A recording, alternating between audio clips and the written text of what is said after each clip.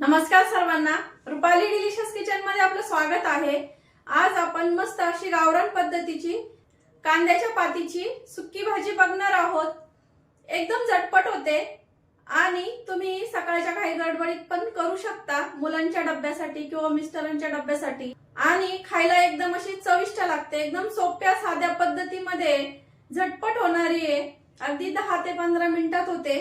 तर मग video skip न करता संपूर्ण बघा।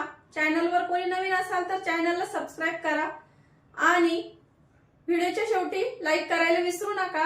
तर मग चला, आता एकदम अशी कमी साहित्यात होणारी भाजी आहे। तर मग चला आता साहित्य बघूया आणि रेसिपीला सुरुवात करूया। कांद्याच्या पातीच्या सुक्या भाजीला खूप जास्त काही साहित्य लागत नाही, तुम्ही बघू शकता। खूप असं कमी साहित्य आहे आणि एकदम झटपट आणि सोप्या पद्धतीमध्ये पण इतकी चविष्ट लागते ना ही भाजी। तर आपण एक गड्डी इथं कांद्याची पात कट करून घेतली आहे आणि पुढचा जो पांढरा कांदा असतो तो पण घेतलाय आपण। इथं पाव वाटी मुगाची डाळ इथं मी तासभर भिजत ठेवलेली, तर ती भिजून अर्धी वाटी झाली आहे। फोडणीसाठी जिरं, हिरवी मिरचीचे तुकडे करून घ्यायचे किंवा तुम्ही हिरवी मिरचीचा आणि लसणाचा ठेचा करून घेऊ शकता। लसणाच्या 5 ते 6 पाकळ्या आणि चवीपुरतं मीठ, बस एवढंच साहित्य लागतं। तुम्ही मिरची कमी अधिक इथं करू शकता। आता आपण फोडणी देऊन घेऊया भाजीला लगेच। मिरच्या बारीक कट करून घेते मी एकदम अशा फाईन। छोटी मुलं असतील तर ठेचा करून टाकला तरी चालेल। आणि लसूण मी ठेचून घेणार आहे। ठेचलेल्या लसणाची भाजी, पालेभाजी कुठली पण छान होते, त्यामुळं लसूण ठेचून घेणार आहे मी आता। एकदम अशी झटपट होणारी आणि गावरान पद्धतीची अशी भाजी दाखवणार आहे, त्यामुळे व्हिडिओ स्किप न करता संपूर्ण बघा आणि जास्तीत जास्त व्हिडिओ शेअर करा माझा। लसूण ठेचून घेतलाय, मिरची कट करून झाली आहे। आता छान भाजीला फोडणी देऊन घेऊया।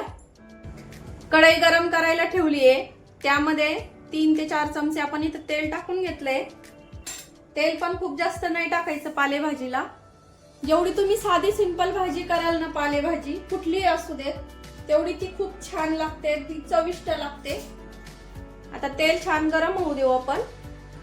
तेल छान गरम झालंय, पाव चमचा जिरं, गॅस कमी करायचा फोडणी देताना। ठेचलेला लसूण छान तांबूस होईपर्यंत परतून घेऊया। थोडासा तांबूस दिसायला लागला की मिरचीचे तुकडे, मिरची आणि लसूण छान परतला की आपल्याला इथं लगेच कांद्याची पात टाकून घ्यायची आहे।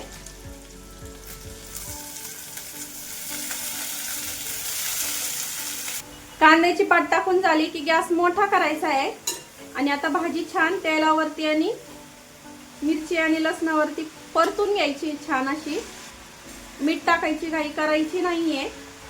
तुम्ही टिफिन साठी सुद्धा करू शकता, मुलांना किंवा मिस्टरांना। आता तेलावरती मी छान परतून घेते।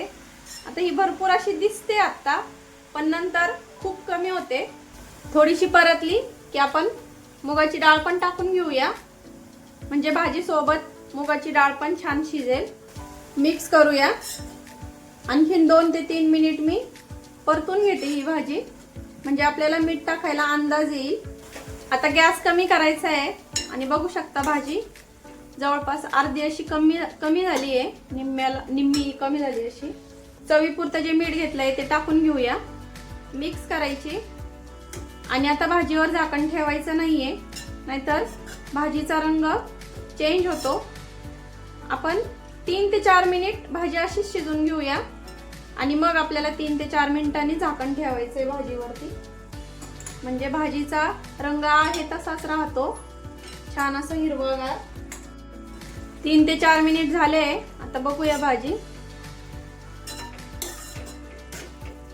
मिक्स करायची आहे, पण आता झाकण ठेवूया, म्हणजे डाळ पण छान मऊ अशी शिजेल।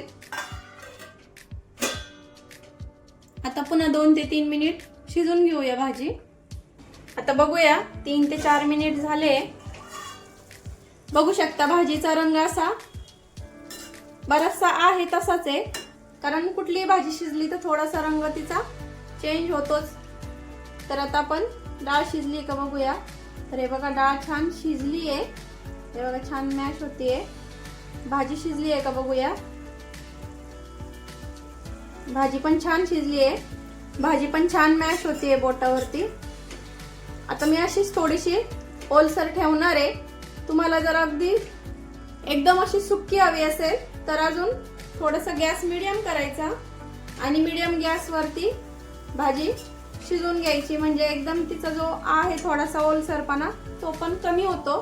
पण मी अशीच ठेवणार आहे कारण मी मस्त यासोबत छान अशी गरमागरम बाजरीची भाकरी करणार आहे, त्यामुळं बाजरीची भाकरी किंवा ज्वारीची भाकरी त्यासोबत खूपच छान लागते ही कांद्याची पातीची भाजी। पातळ भाजीची रेसिपी पण मी ऑलरेडी टाकली आहे माझ्या चॅनलवरती रुपाली डिलिशियस किचनला, तर ती पण तुम्ही जाऊन बघू शकता। आता भाजी छान शिजली आहे तर आपण गॅस बंद करूया आणि मी सर्व करून घेते। मस्त अशी गरमागरम कांद्याच्या पातीची भाजी, सुक्की भाजी आणि त्यासोबत गरमागरम अशी बाजरीची किंवा ज्वारीची भाकरी खूप छान लागते। आता अशा छान हिरव्यागार अशा भाज्या मस्त मार्केटमध्ये येत आहे, तर तुम्ही मुलांना अशी भाजी करून देऊ शकता डब्याला किंवा मिस्टरांच्या डब्याला। तर मग नक्की करून बघा आणि मला कमेंट करून सांगा। करायला एकदम सोपी आहे किंवा झटपट होते, पण चवीला अगदी अप्रतिम लागते। तर मग मला कमेंटमध्ये नक्की सांगा की तुम्हाला भाजीची रेसिपी, कांद्याच्या पातीची भाजीची रेसिपी कशी वाटली ते। तर मस्त अशी कांद्याची पातीची रेसिपी तुम्हाला तर आवडलीच असेल, त्यामुळे लाईक, शेअर, सबस्क्राईब करायला विसरू नका। जास्तीत जास्त शेअर करा रेसिपी। तर मग रेसिपी नक्की ट्राय करा, कारण घरचं जेवण हे खरंच स्वादिष्ट असतं। अशाच नवीन छान छान रेसिपींसोबत पुन्हा भेटूया, तोपर्यंत बाय।